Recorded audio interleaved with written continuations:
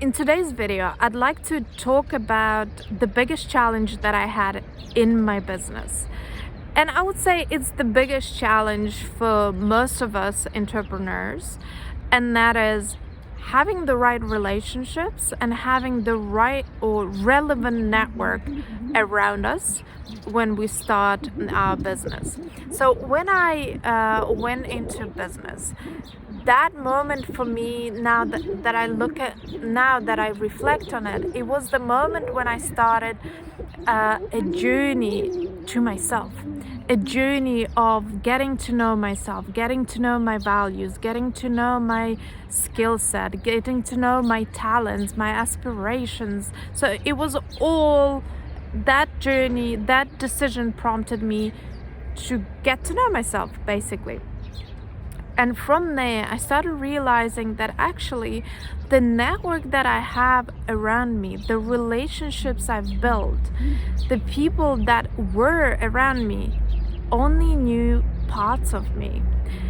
And they only knew parts of me that I was able to show to one or other person in one or other context. And most often than not, my friendships were had more depth because I was more, I think, relaxed to show the weird side of me, or at that time I didn't even think about it consciously, but it was unconscious decision within the relaxed environment that I could show up more like myself.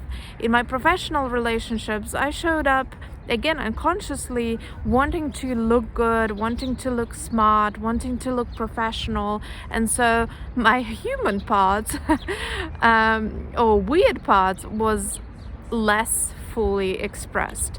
And so when I got into business, I started feeling that gap between me and the people around me, and that gap was because I've started getting to know me, and by the virtue of getting to know myself, realizing that those people no longer know me. And so that was the first kind of step in the journey where I started to realize that I need to realign my network in the ways that I show up more like myself, and so that people get to know my true self, and from that build relationships that were to last.